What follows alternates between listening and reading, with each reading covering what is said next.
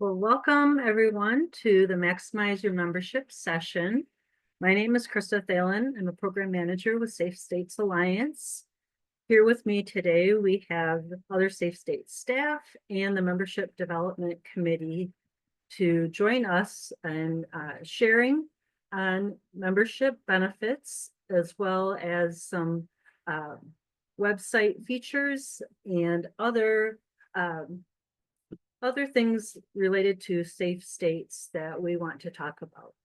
Just a few things that I want to share with you as we get started. Want to welcome new members. Here we have some pictures from conferences and regional networks, and this just highlights membership over the past few years, where we've been able to capture in-person meetings, and just want to show when we get together, members like to say it's like a family reunion. We always like to just, when we have the opportunity, network and convene, and obviously we have a good time. And so just wanted to show that it's wonderful when we have the opportunity, but we also have many opportunities virtually that we get together as well. So we just want to welcome you to Safe States and are happy to have you here with us today.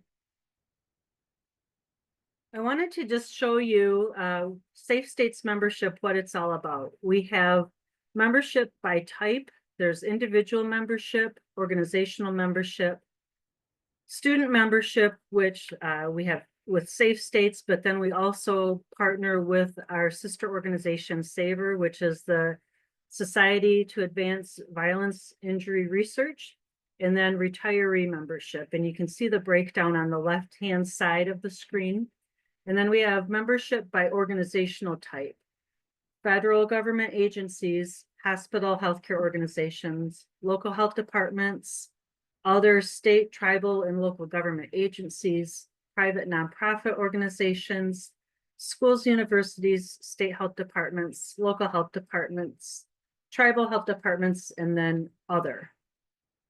So the majority does fall under the state health department, but there are growing under the hospital health care and other schools and universities.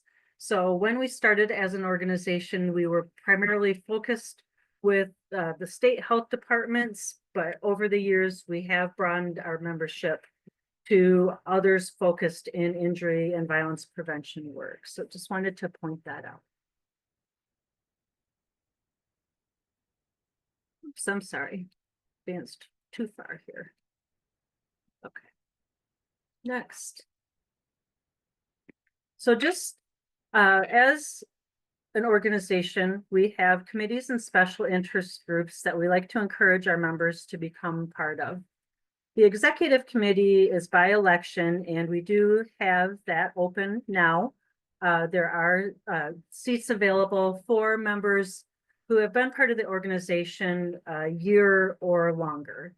And those nominations are out, I believe just went out last week, that we're encouraging members to either self-nominate or nominate others for those open positions. So that is by appointment.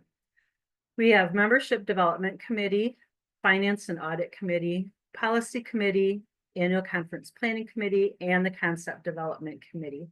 And these can be further explained on our website under the membership tab to learn more about these committees. Some through their title explain what their purpose is. And they meet either monthly, bi-monthly, or quarterly to further the purpose of the organization. We also have special interest groups. The state designated representative special interest groups are state injury prevention directors who have been appointed to be part of this group. So that is a closed group by appointment. Others that are available, open to members are a new communications special interest group, hospital injury prevention special interest group, partner and sexual violence special interest group, and also the student and early career special interest group. Again, these meet monthly, bi-monthly, quarterly, and can again also be open to members, and on our website provide further explanation. And also the chair and vice chair are available to be contacted by email on the website to be able to connect with them, learn more, and sign up for the groups. Oh my gosh, I'm sorry. This keeps advancing too far. I wanted to introduce some new staff that we have with Safe States. Lindsay O'Rourke, new program coordinator, working with trainings and also a few of our programs. We have Nancy Jackson, our new meeting coordinator. Catherine Guerrero is our new deputy director, and Jennifer Edwards is our new grant and development manager. And a few of them are on the call with us today. So when we get to the networking portion, they can share a little bit about their work and what they are currently doing, and anything more that they'd like to share about being part of Safe States. Some annual conference updates. Registration is now open.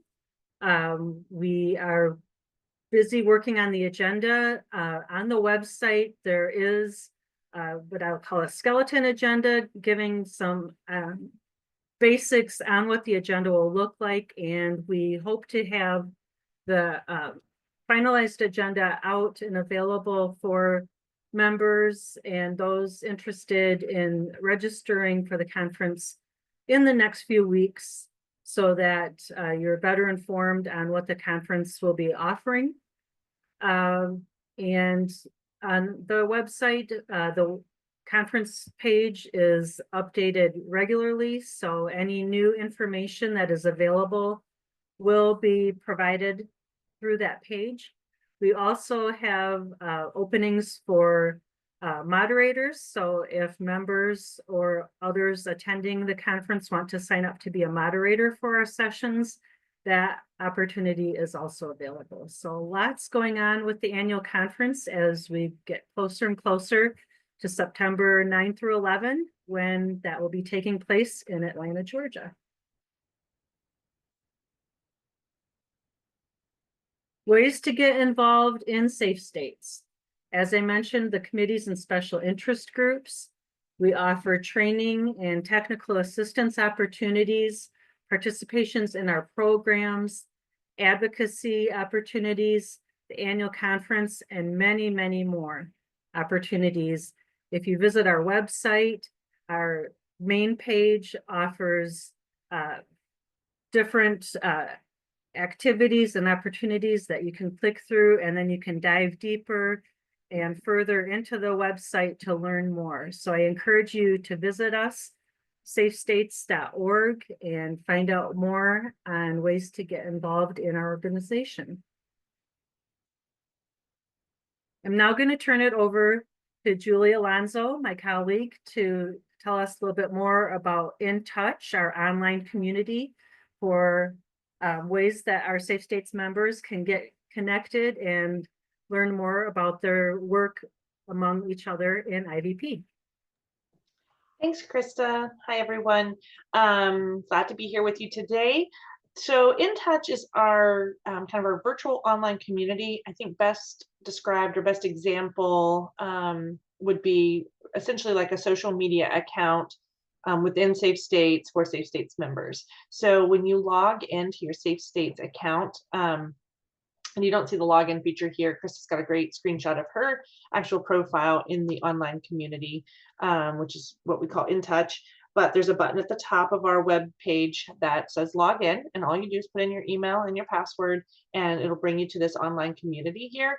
And from here, you will be able to navigate not only your own profile where you can update your individual member profile. You can include, you know, the colleges you went to or graduated from. You can include information about the work that you do and where you work and where you've worked in the past, really kind of building out a complete profile so that it will help with making connections with other injury prevention professionals that are members of Safe States. But you can also use it as a directory, and you can kind of see some of these tabs here at the top. The My Profile was what I was just speaking of, and Krista's done a great job and has her photo and everything. The directory, though, is a really great tool where you can look up other injury prevention professionals based on location or maybe what interests them or what groups they might be a part of. The next tab there says messages, and you can actually send messages through the InTouch versus using your Outlook to do it if you wanted to do that. And then there's, does that say connections? I can't quite see what that says. And those are kind of like your, think of it as if you are on Facebook, like your friends. So your connections are your friends or the people that you've connected with through the platform. And groups is probably one of the kind of the neatest parts. And one of the things I wanted to highlight is that any group that you join as part of Safe States, so a committee or a SIG, you will be added to this group. And within the group, they're essentially have their own kind of web page where you can share resources amongst participants. You can access past minutes. Each group kind of uses it a little bit differently and has it organized slightly different. But it's a great place for really building up those relationships with people that you are connecting with in those special interest groups or committees, and then being able to share resources. Because who, you know, you ask somebody, you know, can you provide me this example, and they email it to you, and then you can't find it later, or you know, a year goes by and you go, I remember there was this thing. Well, this is one place where it can all be stored, and it's not on your computer, and it's in one kind of easy to access place where you can search and find it. So I think that's like the really kind of big picture general overview. If you want more information on really how to use it, we have an online kind of like a guide, a tutorial on how to access and use the different pieces, and I'll drop that in the chat. And I'm happy to answer any questions that you might have. Great, thanks, Julie. Of course. All right, so I'm going to stop recording and sharing screen now and move us into the networking.